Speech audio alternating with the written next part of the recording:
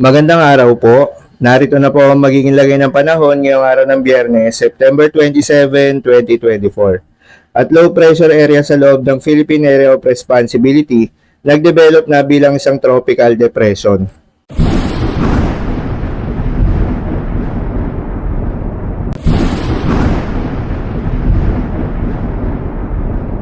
Sa kasalukuyan na tayo sa pag-asa, yung low pressure area nga sa silangan ng Northern Luzon ay nagdevelop na bilang isang bagyo at pinangalanan ito ng pag-asa ng Bagyong Julian. Ang Bagyong Julian nga ay huling namataan sa layong 525 kilometers east ng Itbay at Batanes. Taglay nito ang lakas ng hangin na umaabot sa 55 kilometers per hour at pagbugso na umaabot sa 70 kilometers per hour. Halos hindi ito gumagalaw. Ayon sa pag-asa ay wala pang itinataas na tropical cyclone wind signal number sa mga oras na ito. Ngunit posibleng itaas ang tropical cyclone wind signal number 1 sa ilang bahagi ng Cagayan Valley ngayong araw. Habang tropical cyclone wind signal number 2 or 3 naman ang pinakamataas na signal na itataas ng pag-asa sa forecast ng Bagyong Julian.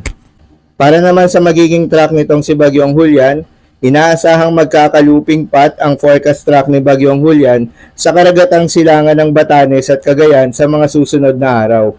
Inaasahan itong gagalaw pa southwestward o southwestward ngayong araw at bukas at babagal ang pagkilos nito. At pagkatapos naman nito ay kikilos ito ng mabagal sa direksyon na westward hanggang northwestward ngayong linggo, bago bibilis ang pagkilos nito patungong northward ngayong Lunes. Inaasahan pang lalakas ang Bagyong Julian sa mga susunod na araw at maging isang tropical storm category ito ngayong gabi o bukas ng umaga. Inaasahan itong lalakas pa at maging isang typhoon category ngayong linggo na kung saan pinakamalapit ito sa Cagayan Valley. Paalala lamang po na ang mga nasabing forecast ay posible pa pong magbago, kaya naman patuloy lamang magantabay sa mga update na ating ilalabas at ng pag-asa.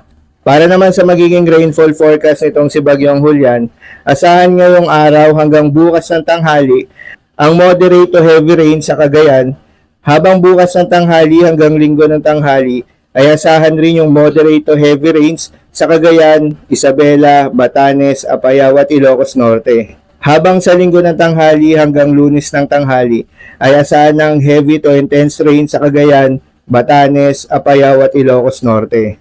Asahan naman ng moderate to heavy rain sa Isabela at nalalabing bahagi ng Ilocos Region at Cordillera Administrative Region. Pinapayuhan ng lahat ng ating mga kababayan na maapektuhan ng Bagyong Julian na mag-ingat sa posibleng banta ng pagbaha at pagguho ng lupa. Para naman sa magiging lagay ng mga dagat baybayin, dahil pa rin sa epekto nitong si Bagyong Julian, asahan ng maalo na karagatan sa mga seaboards ng Batanes at Babuyan Islands, gayon din sa eastern seaboards ng mainland Cagayan. Payo ng pag-asa ay huwag munang pumalaot yung mga kababayan nating mangingisda at yung may mga maliliit na sasakyang pandagat.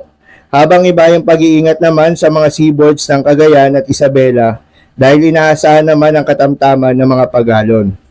So yun lamang po para sa lagay ng panahon ngayong araw ng Biyernes. Keep safe everyone.